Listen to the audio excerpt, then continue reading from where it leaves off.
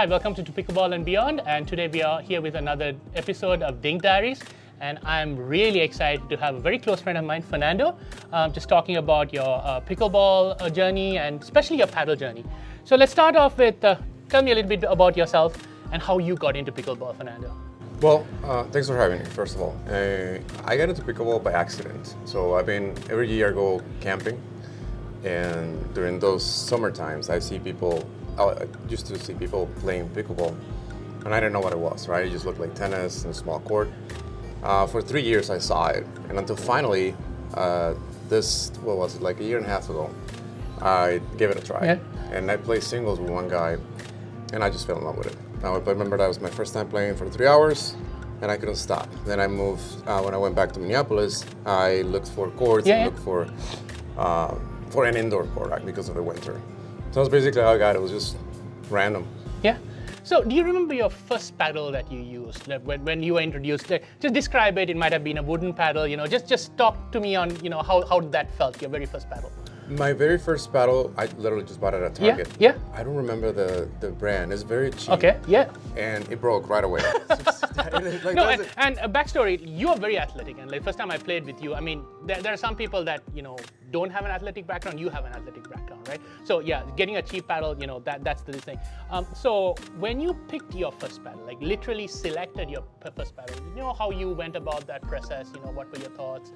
What was the research that you did? Why did you go with your first paddle?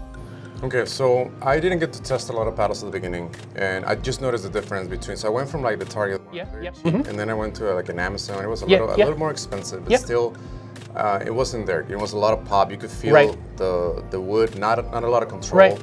So basically, the ball was taking different, directions, which was very scary because if you are learning to play, and then you smash the ball with that type of paddles, you don't know where it's going. Definitely, you don't know where it's going. It doesn't matter if you know how to place it, still. Certain like angles that the paddle has. Then I tried the Engage Pursuit one, which I really like because what I look into, when I'm looking for a paddle, I look for control. Yes. I'm not too concerned about power. Right? Because especially because in pickleball, you could use a little bit of power, but one of my biggest issues is tennis elbow. Yes. So I do not, for the paddle that I currently have, I do not add any weight or anything like that. So that's what I'm looking for. Just something that I can control and I can put my own power to it. So we have tried the Engage, we really like the Warrior Edge. When you picked that paddle, can you give me some reasons why you picked, and especially you have been with this paddle for a long time. You have tried different paddles, but you're stuck with that. Why? What was the reasoning behind this paddle? Well, it might be different, my reasons. So first of all, I do like the handle and the control. Yes. And I believe that, and there's many different paddles, and they're good, but this one has an amazing control. I feel like that's what I look for in a paddle. It has the right weight and the right, basically height. And that's, I tried different paddles, and I gave him like a month, I didn't just try it for a few days. I tried paddles for like a month and a half, and I always came back to this one. And interesting enough, like there's a new model, but I still like this specific model. So, advice for people trying to pick a paddle, right? What would you tell them they should do, or what they should look in? Some kind of advice that you would give, like either first timers or people that are trying to pick their first, upgrade of a paddle. Well, the first thing you need to try at least 3 paddles. Yes. 2 or 3 paddles. Thank you. You have to. You cannot just grab this paddle and say, like, I like it. You will like it. Most paddles that you grab, they're like, oh, this is different. But when you play it, yes. It's a new thing. But you do want to make sure you at least try 3 paddles, 3 to 4. Yeah. And the more the better, right? Yeah. And then look for what's best for you. Like if you are a person who's athletic, strong, then you might want to look for control. When you're serving, if you notice that your servings are not going to the baseline, then you might be looking for a weighted paddle, something that is a little more powerful. However, for beginners, and especially because when you start playing, I highly suggest that you use a medium to lightweight. Right. Depends on your age range and stuff like that, so you don't get injuries, shoulders, and stuff like that. So that's my biggest concern when I look into a paddle. I want to make sure that my paddle fits my criteria when I'm like swinging and stuff. Any technologies that are coming that's fascinating you in the paddle? Like, anything interesting that you have? Well, I tried the technology where it's like soundproof, Yeah. almost Yeah, soundproof, yeah, and I liked it. I mean, Yeah, yeah. it's a good set, but I'm looking more for, again, control. Yeah.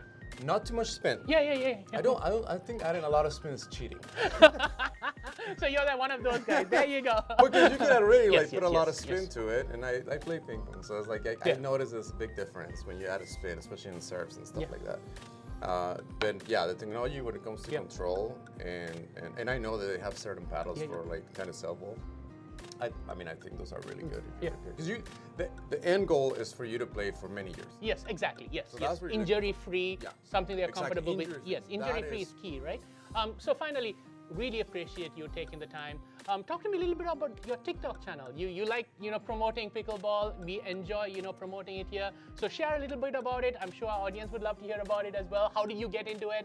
And yes, we'll put a link to it as well. You should definitely check him out. Didn't mean to put you on the spot, but we would love to talk about it. That's totally fine. So I have a TikTok and Instagram. It's called The Pickleball Dream, and honestly, I started it just to see where I was gonna go, or where pickle was gonna take. Yeah. Because I'm older. It's like I'm not your 20-year-old guy, and as I try to become a professional athlete, but I noticed that pickleball has brought me a lot of happiness. Right. And I just wanted to see where my body was gonna go. I've seen a lot of good changes. I highly suggest that you play pickleball, not only for friendships, relationships, like your physical endurance, stamina. And that's it. I just want to be consistent in something and see where this journey is going to take me. And of course, make you laugh. I enjoy make people laugh. So that's one of the things too. So yeah, I will appreciate a follow. The Pickleball Dream again. Yes, please follow. Hope you enjoyed this video. Please subscribe. Please comment. We love hearing from you. We want to promote pickleball. One of the goals of the series is to get people's stories there, help them enjoy pickleball, and help them be injury-free, like you said, so that they can play longer. Thank you so much. Have a great day. Thank you.